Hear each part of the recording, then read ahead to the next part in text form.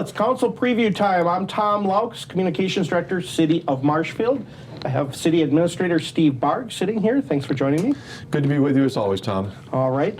Well, we're going to talk about the August 25th Common Council meeting, the last council meeting of the month. We always have two, 6 o'clock, and you have a list for me and to go over with you as well as our viewers so they can listen to what's going to be talked about on Tuesdays. So should we jump right into it, Steve? Let's do it.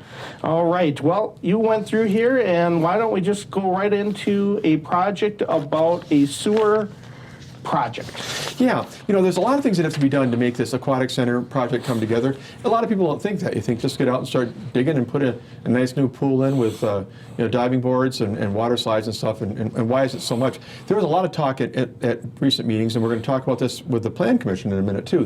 They also touched on the issue of some items that deal with the that property per se overall. But this is to do relocation of the sanitary sewer interceptor in that part of town, and it's we got 3 bids. The low bid is from Haas Sons, about $220,000, and this needs to be done again in advance of the work that's going on out there to put in the new aquatic center. And again, we want people to know that we're always looking for the low bidder, and there was a range here. We got a good, solid, competitive bid that was in budget, and so we will be awarding that, presumably, unless council has concerns, to Haas Sons. And we've used them on other projects. They usually do a very good job. All right. Well, that talks about some kind of piping and a lot of engineering work to be done underneath ground. Yeah, and it's interesting, Tom, because not only do you have this project, but when we're going to talk about a little bit later with the expansion of the Marshfield Utilities building. And so, you know, you look at it and you forget sometimes about some of the utilities, some of the easements involved, some of the details with topography that you have to work out, and road access. There's a lot of things to make sure you have in place before you can do projects of this size. Well, you don't want to dig it up again in a year. We have seen that, not here. I've heard about that, and you don't want to see that. So if we have all our ducks in a row, as they say, I think we should be good. And this needs to be done before those 2 big projects take place. Yeah, nothing's worse than when people think that government doesn't, you know, the right hand doesn't know what the left hand is doing. All right. So, Department of Public Works meeting was on Monday of this week, and we're taping here this on a Wednesday. You talked about a pickup truck. Need a new basic truck for the guys? Yeah, it's a new 3/4 ton pickup for the street department. And again, what's noteworthy here is the fact that we are looking, again, more closely than ever about not just bids from various companies and types of products, Tom, but also, again, are there ways to look at doing it with a vehicle from an existing department? You remember the conversation we've been having all summer about, and Ken Bargander raised a lot of this, and others did too. Can you take an old police truck? Can you take an old vehicle from another department and retrofit it to make it useful for another department? It's much better if you can do that than going and selling it at auction and getting, you know, whatever you get there if it has useful life for other departments. So again, Chris Holly, who does a wonderful job, great street superintendent for the city, took a look at all the options, but he also put some requests for proposals out there. Got 4 bids, 2 of them Fords, 2 of them Dodge Rams. And again, we're just looking for the best product that does what we need it to do. But the low bid, as it turns out, and the one we prefer is from Ewald, and it's $30,005. Interesting, right? $30,000? No, $30,005. And again, that's within the budget that we had expected for this. And so it's good. It'll be replacing a unit that's 18 years old. That's what our current our truck is, Unit 93 as they call it. So it's done its time, and we need to replace it. And again, this seemed like the best opportunity for us at the time to buy a new vehicle. All right. Talking about bids, and this is what it's about, I'm just curious if our viewers are, they pick the lowest bid. Is that what has to be done? Well, I'm glad you brought that up, Tom. The only time we're required by law to take the low bid is on construction projects. So if we're rebidding out the Cleveland Street reconstruction project, we have to take the low bidder for that project unless we can somehow demonstrate that they're not a qualified bidder. In other words, based upon things that we can identify and really hang our hat on that they're not shouldn't be eligible for doing the work for some reason. But in this case, we go out for proposals, and we go out to people that we know we've gotten bids from before. Sometimes we put it out publicly as well, but we're looking for competitive quotes. So we'd like to get at least 3, so we can tell the council and the taxpayers, hey, look, we compared. We like to buy local when we can. In this case, you see that the company we're buying from is out of Hartford, over in southeastern Wisconsin, and that happens sometimes too. We're trying to save the taxpayers money at the same time we're trying to purchase locally to the greatest degree possible. But again, if the bid from Ewald had been $31,000 and it wasn't the low bid, we could still have picked that product if we felt it was the best deal for the money for our department. Well, it looks like the city, the city does get a good deal. So there must be a better deal for governments, I think, in areas. Because if you and I had to buy a vehicle like this, I think we'd be paying quite a bit more. Yeah, and if you look at, you're right, and if you look at this, both of the Ewald proposals, 2 of the 4 came from Ewald in Hartford. They're both from the state bid, and that's a way that a lot of communities across Wisconsin buy through the state bid. It's sort of a unified pricing and a way of doing things. So it turned out well for us. Again, the budgeted amount was $40,000, so we're actually only paying about 75% of the amount we budgeted for this purchase.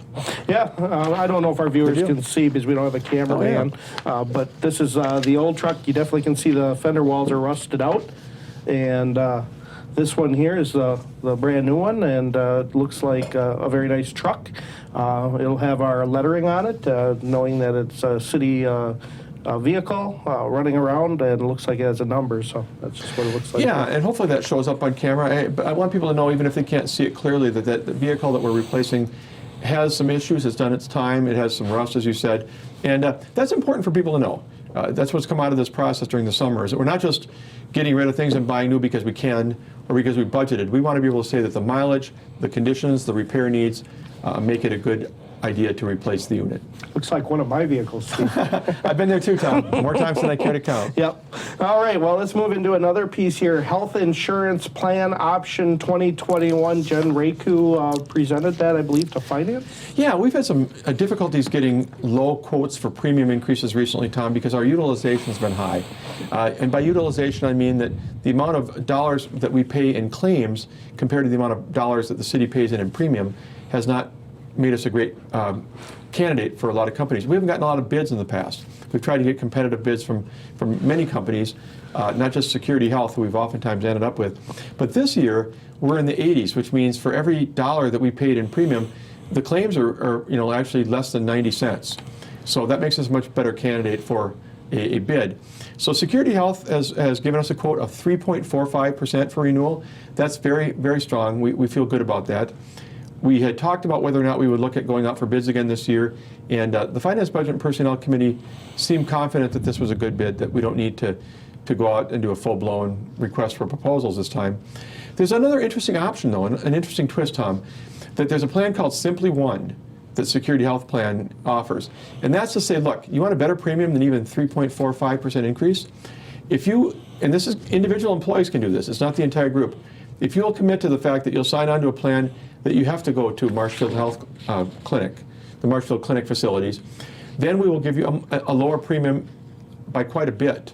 And that'll save money for both the employer and the employee part, because the employer pays 85% of the cost of the premiums, employee 15%. So it's good for everybody. But you have to go in knowing that you're going to continue to use the Marshfield Health System facilities and not be able to look at other options unless there's a referral made by the clinic. But that may be good for some of our employees. Most of our employees spend the majority of their healthcare dollars at the Marshfield Clinic system. So if people sign on to that 3.5% renewal could even drop farther.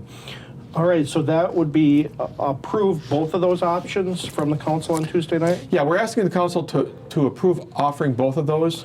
And, like I said, 3.5% is the lowest rate increase we've seen, Tom, in a number of years here. But to the degree that employees would be interested in signing on to Simply One, that could be reduced to 0 or even end up being a net premium reduction for the city. It just depends. But it's competitive, and a lot of it's based on our employees being more judicious, if you will, with the money that they spend in healthcare, and we appreciate that. Do you, I'm not sure if you by chance, do you have the amount that an employee has to spend on healthcare? I think that the family Percentage? premium right now is about $244 a month for the employee share. For a family, it's upwards of $20,000 overall, but the city pays, again, 85% of that cost. Okay. All right, well, let's see what they have to say, and is that in the consent agenda? It is in the consent agenda. Okay. It may be pulled off because it's a big ticket item. We talk about how, as a business, most of our money is spent on wages and benefits and health insurance. We spend more than $3 million as a city every year on health insurance. So it may get some discussion, even though the committee seemed favorable the other night. Well, we've done a few different changes over the years, HSA to traditional plans they have had over the years. Your career in government, you've seen a lot of change in the health insurance. Once upon a time, there were no deductibles or copays, and remember when they first said there's a $10 copay on drugs, and people thought, really, we have to pay for that? Well, that seems like a long time ago, doesn't it now? And I want the citizens to know that the city, people say, well, public employees get a better deal than private.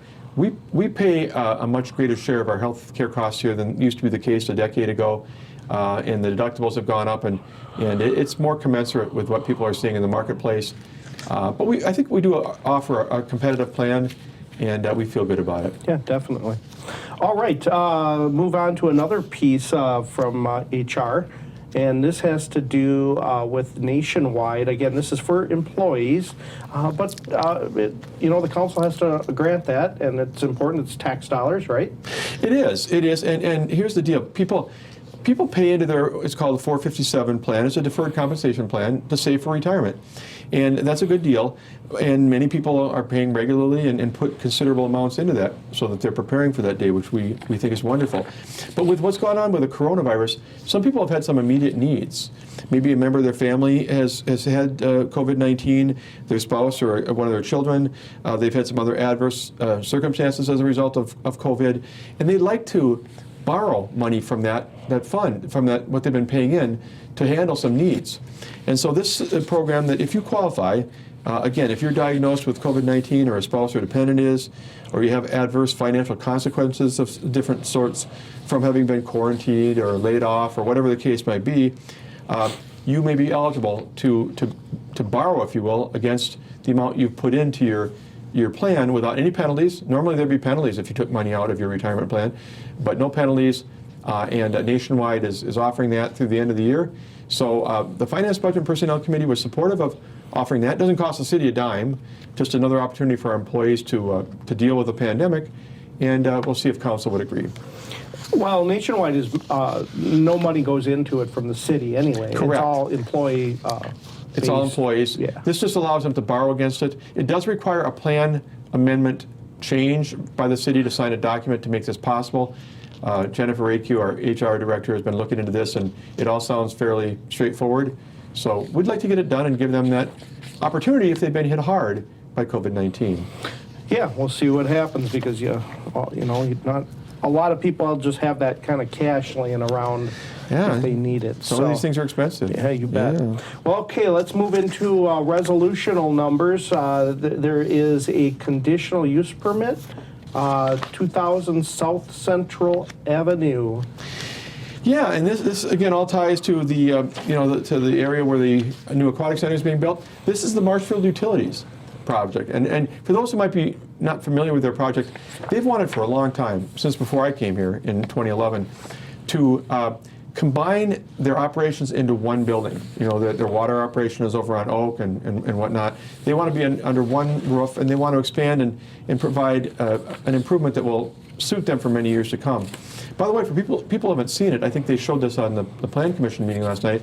There's actually kind of I don't know what you'd call it, sort of a video that shows what they would do and how it would look, and how it would benefit the office environment, the storage of building equipment and vehicles, why it would be a good building for them.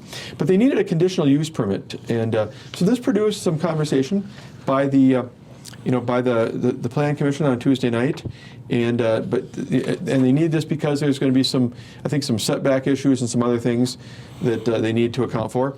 The commission felt it to be acceptable, and this is good because there might be some people look back later and say, well, boy, that's a lot to be close to each other, a new aquatic center and an expanded Marshfield Utilities building. But as you see from the memo you're looking at, Tom, they address all the topics that could come up. The issues of parking, landscaping, setbacks, fencing, all the things that need to be in order. One of the concerns, Tom, that's been raised about these two facilities being so close together is the encroachment going to be a negative? Will the people using the new aquatic center feel like they're being dwarfed by a new expanded utilities building? And so things like buffering and those types of things are important to make sure that there's not that feeling of an undue encroachment. So this went through Marshfield Utilities. Generally, does it go through the Planning Commission then as well? This was the commission last night. So it's gone through two committees. Gone through, correct, and now it needs to go to the council for a blessing, and I think it'll do well there. I don't think there's going to be any problems. There may be some questions by council about, again, are we trying to put too much too close together?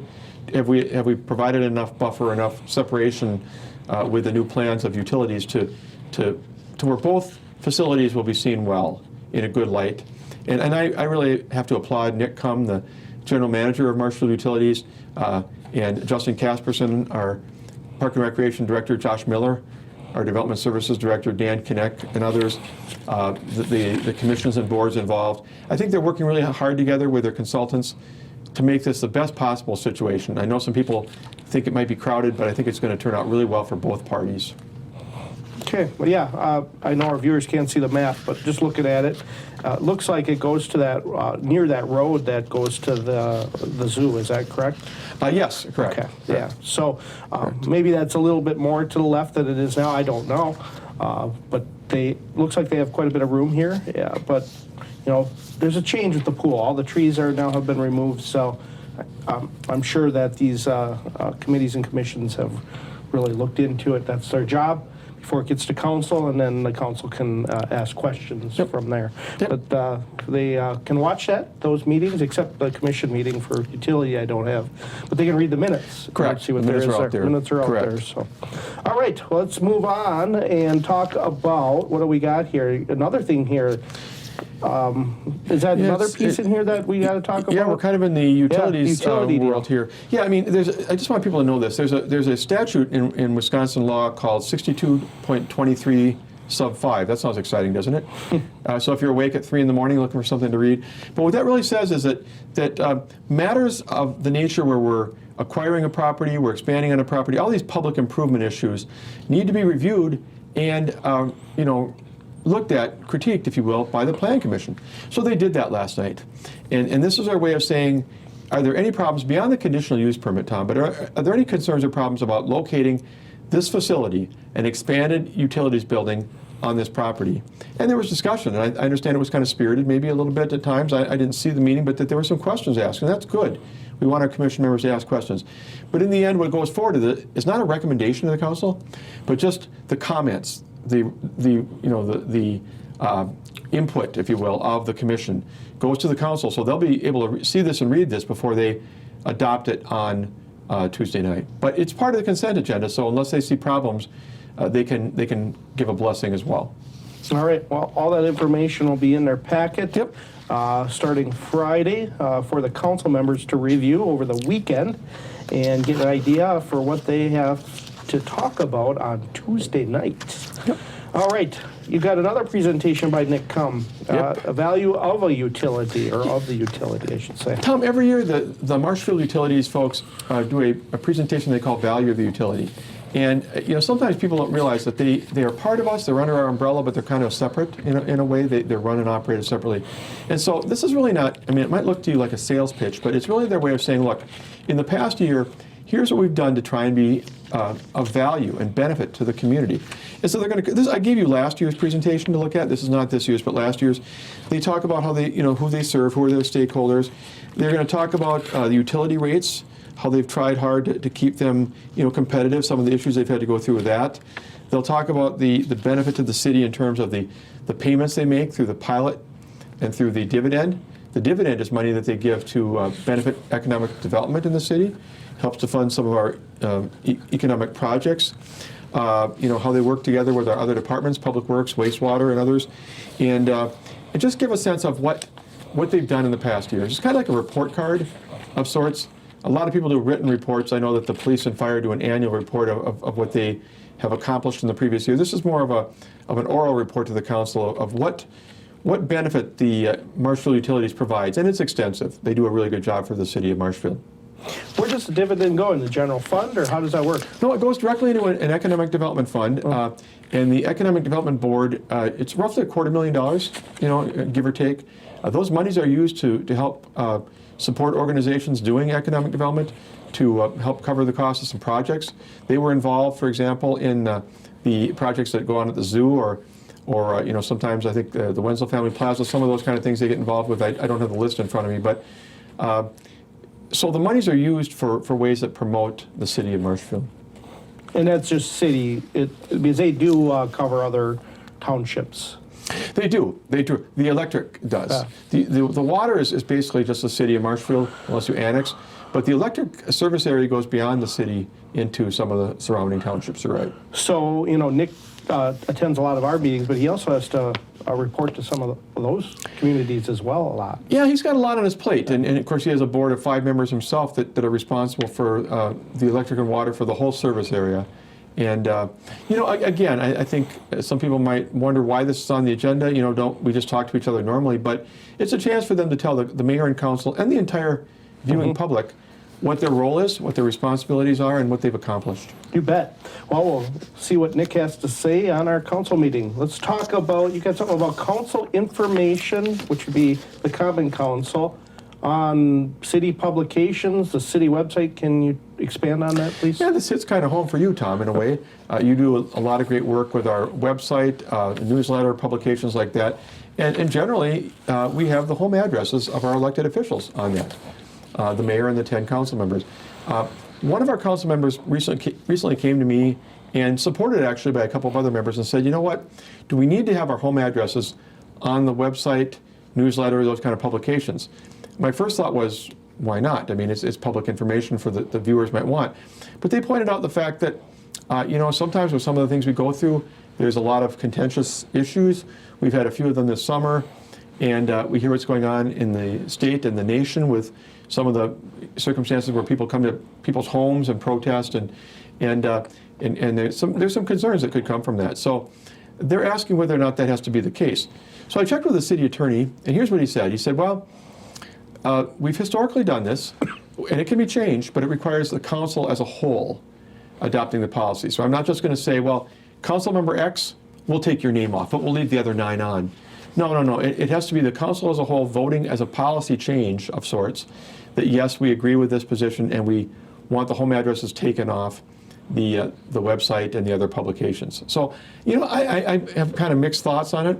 I think it's good for the public to know the home addresses of people that are serving them, where they live. On the other hand, I fully respect and appreciate the concerns about people's privacy and safety. So it'll be an interesting discussion, I think, Tom. So would that be like a recommended action on that, or is it just for informational? No, neither one. This will be that interim or the intermediate one I often use called discretion of the council. Okay. I'm not going to recommend, and it's not that I'm trying to opt out here, but this really is the council has to decide whether or not they think it's appropriate to continue to put the home addresses on all these publications, or whether we think that's unnecessary or not warranted for the reasons discussed. No, you said the body as a whole. That doesn't mean by the vote. It can be 4-3, or not 4-3. That's not 7. But no. Does it have to be everyone voting yes or no? Okay. No. It can be 6-4 or whatever. Okay. It just means that the body has to vote for this. That we wouldn't just start taking the home addresses. Can you imagine how weird it would look if you had the list of on your newsletter or on the website, and 7 of the 10 council members had their addresses on, the other 3 didn't. This is a decision, it's a policy decision they need to make. Do they think the benefits outweigh the drawbacks? And but however the vote goes, even if it's divided, that will be what rules the day. Yes, I agree. If I miss something, I'm going to be looking like I did. I made the mistake that I didn't put it on there. So yes, on any, you miss a number, why don't you have that on there? So we'll see what happens. Yeah. Yep. So, last thing that we have on this is the budget, which is ongoing right now, and you're busy with Steve. Are you gonna, you and Ron, or give a presentation on where we're at for 2021? Yeah, it'll mainly be Ron, Tom, and he'll be giving an update of what he sees. And again, if you look at the budget calendar I gave you, this is just another checkpoint. This will be Ron saying, okay, Mayor, Council, we've gotten the department budgets, got those at the end of July. We're working on them, still going through the technical review. But based upon what we know, what we see from the state, what we see in terms of the increase of valuation and property in the city, here's kind of the playing field. Here's what it looks like. It's going to look tight. Here's some of the decisions you might have to make, and kind of prep them. I keep using the football analogy. I probably shouldn't, because we don't even know if football is going to be played this year, the way things are going with COVID-19. But it's kind of like we're going down the field, and this is maybe the 50-yard line or something. But we want the council to see what the field looks like, where the goalposts are, and what some of the challenges might be when we get into September and October, when they start having some difficult conversations about how we're going to make the final numbers meet, what they want the tax rate to be. So we want to keep these milestones, these checkpoints along the way, to update them on the status. And this updates the citizens as well. And I guess when a citizen may have a question before our public hearing on the 24th, can they ask? Can they Oh, ask? absolutely. Yeah, no, they can ask anytime. They can call me, they can call Ron, we'll talk to them about what we're seeing.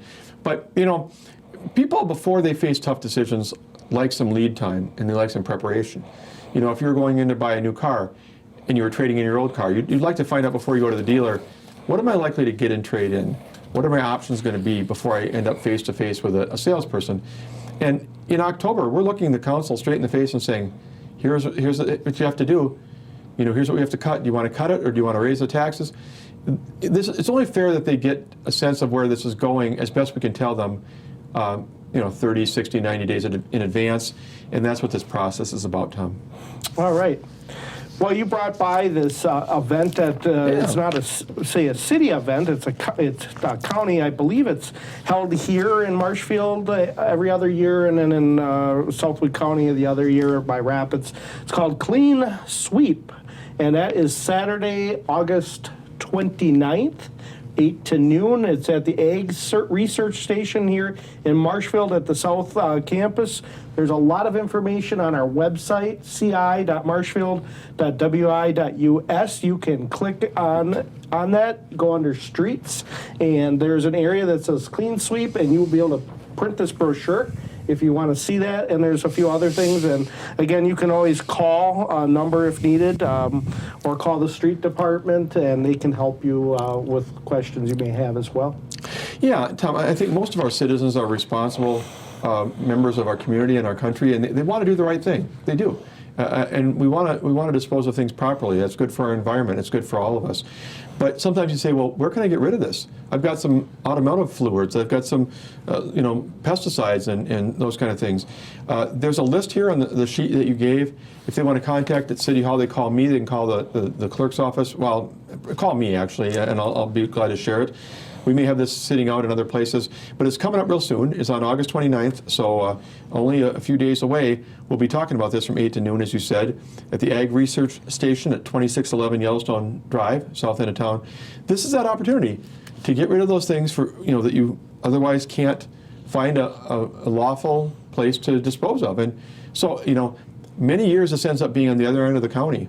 Ends up being in the Rapids area, and we're lucky this year to have it being in our portion of Wood County. Yeah, and one of the big things I know from moving and dealing with a lot of stuff, paint. Everyone has paint, but it will not be accepted. You can let that dry out, especially latex paint. You open the can, let it dry out, you can throw it in the garbage. Yeah. But not take it here. So I know that's the thing, and I used to have 100 cans, and what do I do with this? So just a quick tip. That's a good point, Tom. And reading this will save you a lot of heartburn. And another thing they don't take is antifreeze or motor oil. You don't want to bring in a whole bunch of stuff and then have the person working there say, I'm sorry, sir, we can't take any of that. Yeah. That's not going to be worth your time. You're not going to be happy. No one's going to be happy. So this list is very helpful in terms of the materials that will be accepted. Yeah. All right, Steve, I went through your list. Do you have anything else that you want to bring up? I don't, missed? Tom. I think it's going to be a good meeting as we wind down summer, if you will. And as you and I get into September and October, it's going to be budget full tilt, and we'll have more interesting conversations at that time. Yeah, definitely. And budget will be gearing up. It'll be on your desk here coming up shortly. You Yep. probably have some of it already, but Yep. the main piece is coming to you for your approval and your thoughts, and we'll see where that It goes. kind of seems like that, when you get to fall, the kids go back to school and we go back to numbers big time. Yep. So Well- we'll work through it. We'll do the best we can for the citizens, and we'll keep you posted. Sounds good. All right, well, you can tune in on Tuesday night, and that is August 25th, which is our council meeting at 6 o'clock. And before then, you can watch this program online if you'd like. It's on our website. You can catch it under recent news. Or, excuse me, you can catch it on our YouTube channel.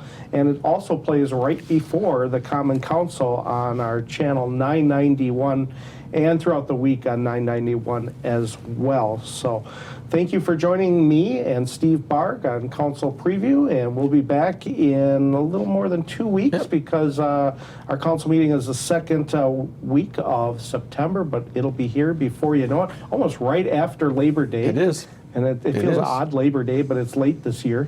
Yep. And we'll see you guys then. Thanks for joining me.